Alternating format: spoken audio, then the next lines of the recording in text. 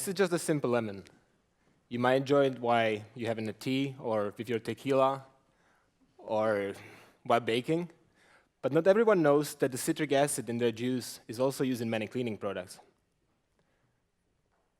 I'm going to put it here now. When I arrived in Sweden last year for the first time, I found two things very striking. First, that everyone here has strong communal values, is driven by consumer activism, and is also very environmentally conscious. And second, that this vitally common mindset presents a business opportunity.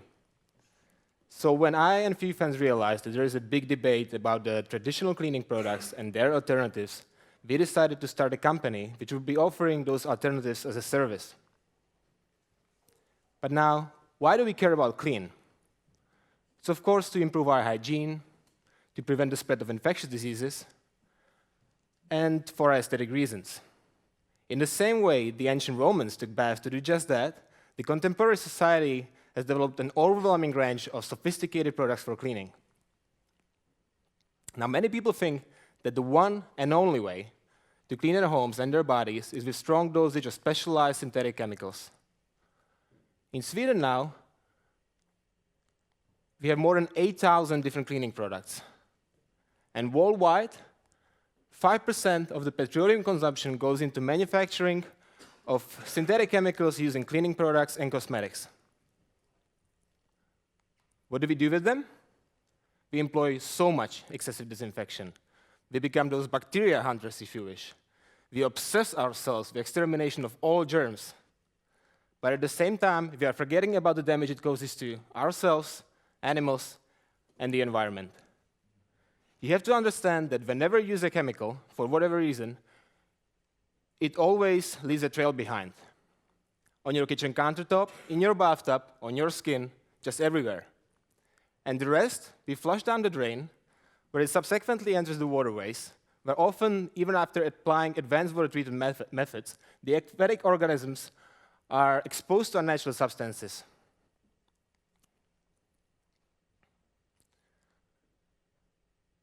Now I get stuck myself a little bit. Are exposed to unnatural substances. The problem is that just too many synthetic chemicals like chlorines, phthalates, various preservatives, fragrances, or dyes found in mainstream cleaning products have been linked to allergic reactions, respiratory disorders, hormone disruption, and some of them are suspected to contribute to higher risk of cancer and cardiovascular diseases. Overall, this problem is overwhelming.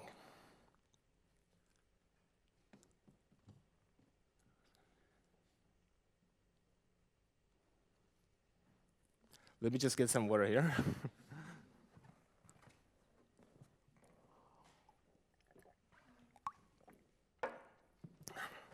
To connect back on what I'm trying to talk about is that a lot of products use natural in their description, which refers to the original raw material they have been using, like coconut oil, for instance.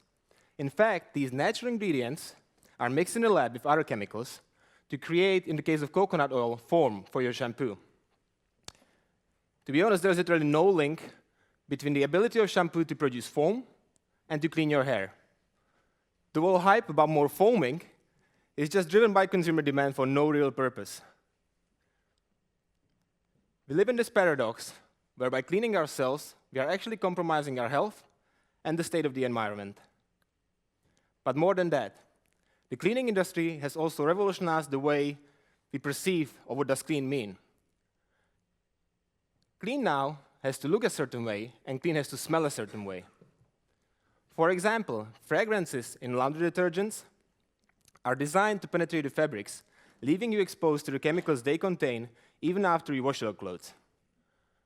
Air fresheners are not neutralizing the cause of odors, which is their general purpose. What they do is they block your nose and prevent you from smelling anything anymore, while you also inhale what has just been sprayed in the air.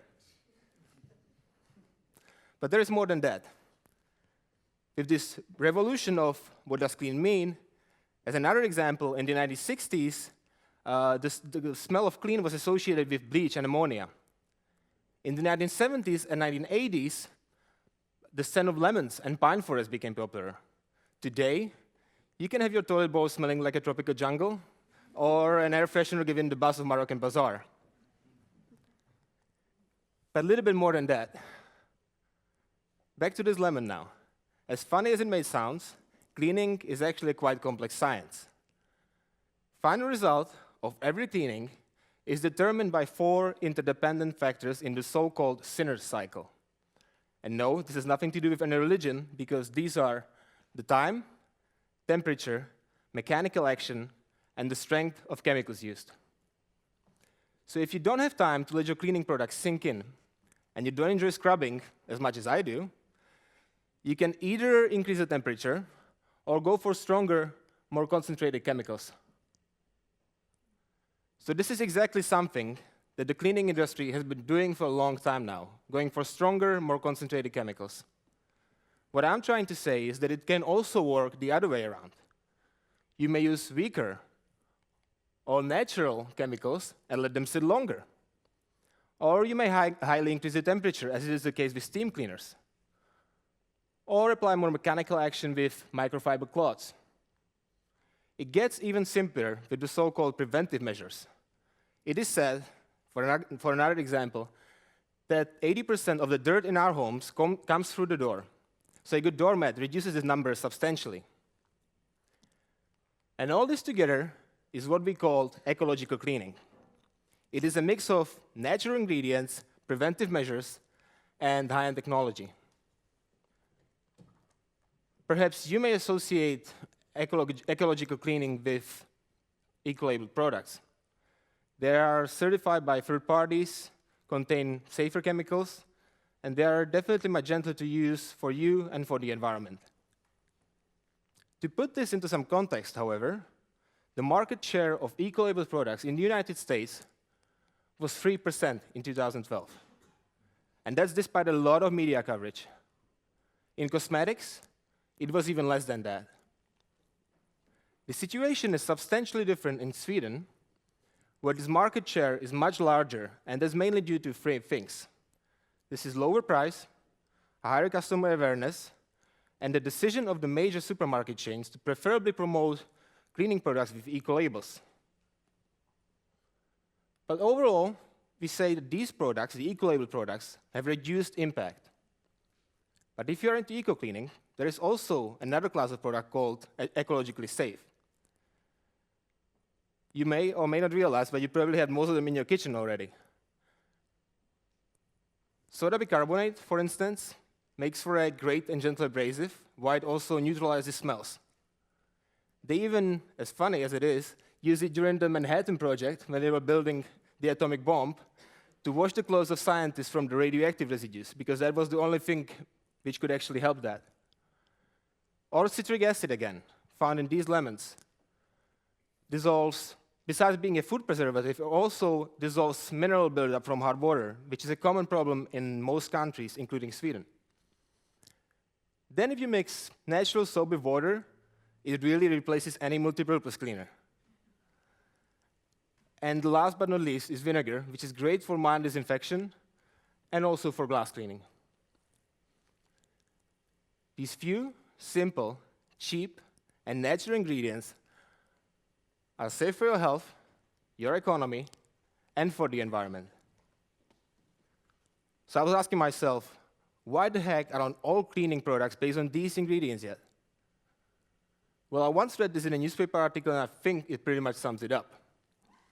A lot of these home remedies are impossible to market because of shelf stability or batch processing issues, so it makes sense that the commercial brands tend to compromise. It's kind of like how tomato breeders have to worry about appearance and the bruise resistance for shipment, while home growers can concentrate on how it actually tastes. Nevertheless, my point is that we all need to take full control of our choices as consumers. I believe it is possible. I believe that if we get the right information and we demand, the industry will have to listen and respond to us. And this is exactly why I care. I'm a conscious businessman, and I'm a conscious consumer. I don't want my hygiene to compromise my health. And I certainly don't want my kids in future playing around my home accidentally swallowing some nasty chemicals. The same chemicals which are polluting our environment. I want to enjoy clean air, clean waters, and clean nature. Thank you.